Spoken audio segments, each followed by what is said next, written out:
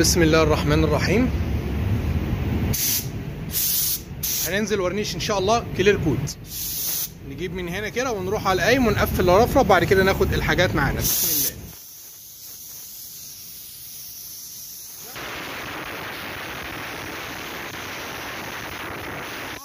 اللي بي ضغط الهواء تقريبا 2.5 بره رجاله، 2.5 كده.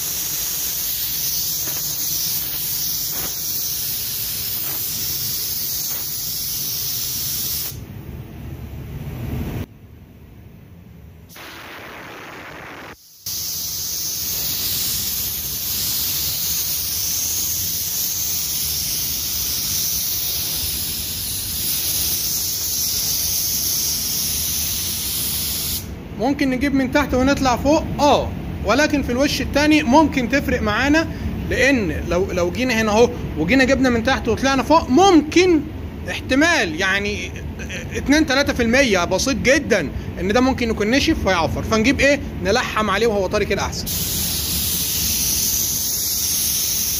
بنطلع بره القطعه عشان ما يعمل لناش تسييل هنا اهو.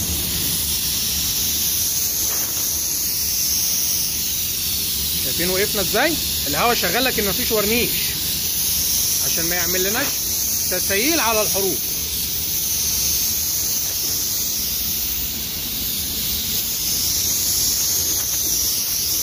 هنا نفس الكلام. بص يا رجاله اهي،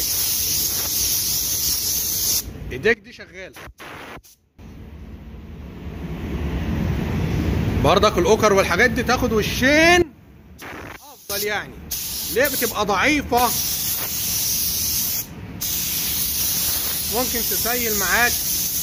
والورنيش بردك يعني ايه يلملك لو فيها اي حاجه. الورنيش حلو ولو في اي دفوهات صغيره بيلمها، وهي ما بتكونش مستحمله سحق وتلميع وكلام من ده.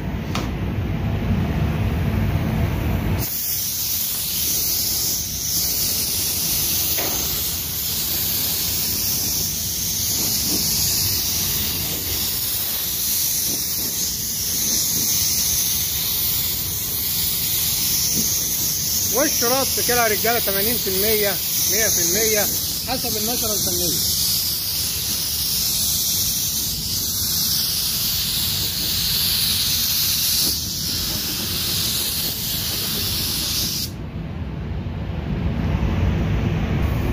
وادي تاني باب معانا رجاله. طبعا البيبان يا رجاله، البيبان دي بتاخد، لو هتاخد ارضيه بتاخد ارضيه زيها زي بقيه الشغل، نفس عدد اللوشاش، نفس الارضيه، كل حاجه.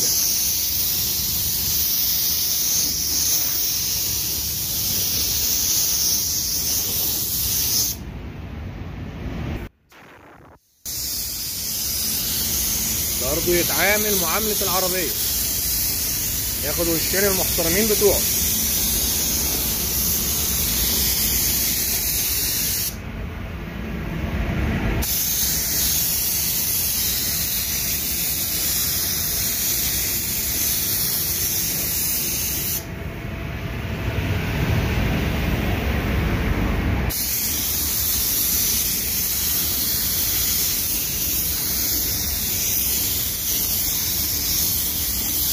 ياخد فلاش تايم من 5 ل10 دقايق وننزل ان شاء الله بتاني وش يا رجاله.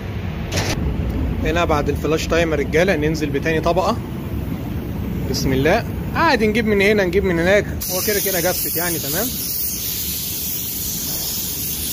يعني الموضوع كله يا رجاله يعني عايزين بس نثبت ايه، الحكايه كلها توفيق من عند ربنا، اتباع طبعا تعليمات وكل حاجه، ولكن دماغك اهم حاجه في الموضوع. دماغك انت تكون عارف ايه الماده اللي تحت ايدك، انت شغال بيها ازاي، توظفها ازاي، تحس الماده وتحس اللزوجه وتحس الجفاف.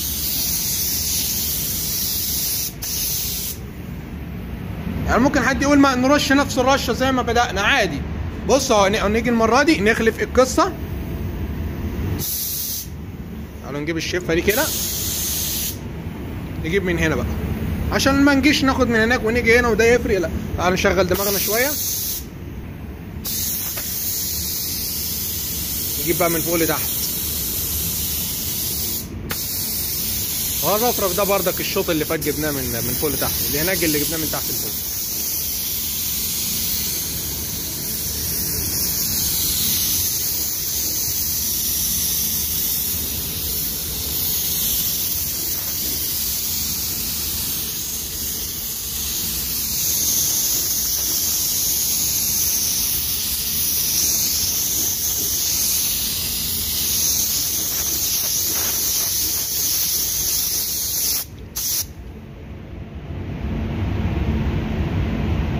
عاش يا رجاله.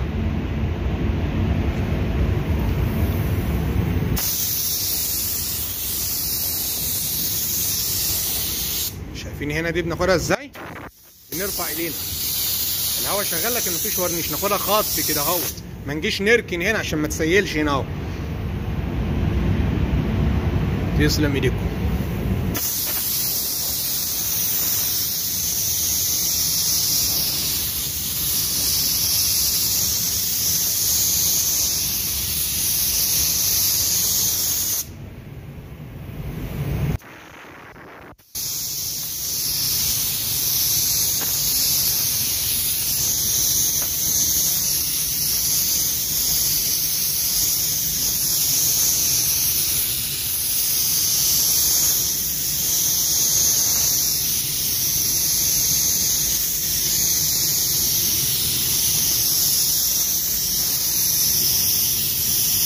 مسدس زاوية 90 يا رجالة، عينك على شكل الورنيش، صايحة وزي الفل تمام ماشي.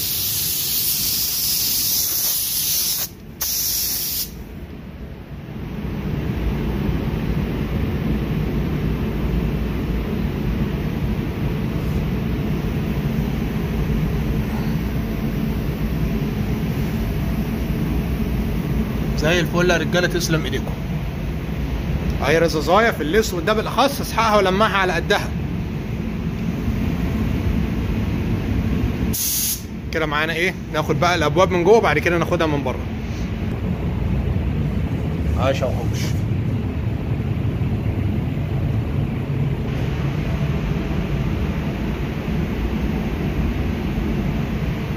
شايف انت في اي حاجه اديها ورنيش تاني احسن ما تطلع تسحق وتلمع.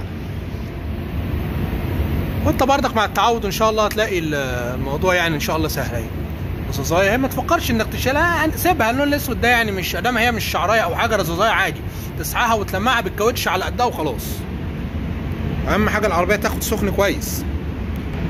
الاسود ده بالاخص ما تكتفيش ان هي العربيه تبات وتيجي تاني يوم تسحق وتلمع، خصوصا في الشتاء لازم يعدي عليه 3-4 ايام على الاقل يعني، او ياخد درجه الحراره بتاعته اللي هي 60 او 70.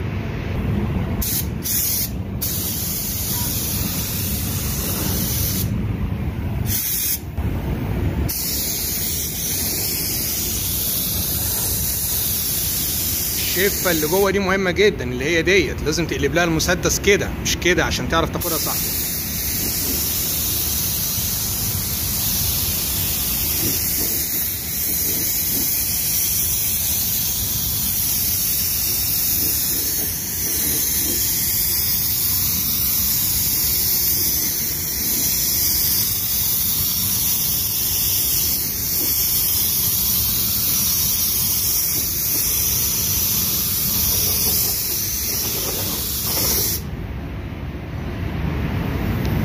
احنا قفلنا البيبان من جوه على فكره يا رجاله، يعني البيبان من جوه خدناها.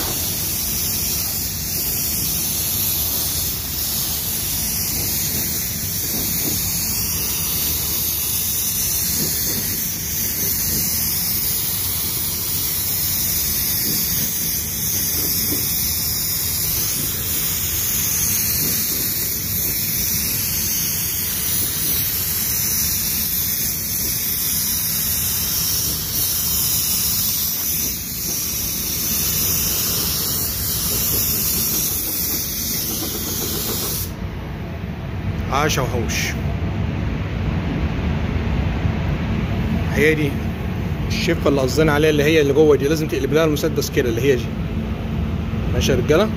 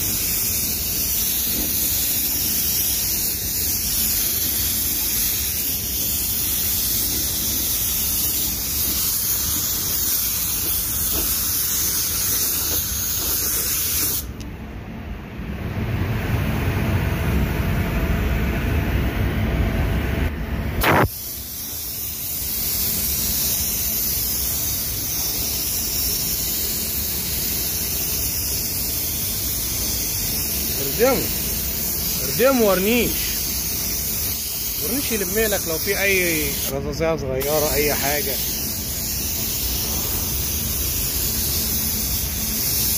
بس بشرط انك ما تعملش مشكله، يعني الردم برضو محتاج تعود، تعرف تكبس تتبادل التسهيل. يعني بص ليه ده مكان صعب ان هو يسيل يعني، ولو سيل اصلا يعني التسهيله بتسيح في النص، تلاقي نزلت كده تاخدها انت كده مش عارف ايه. تسلم لكم يا رجاله.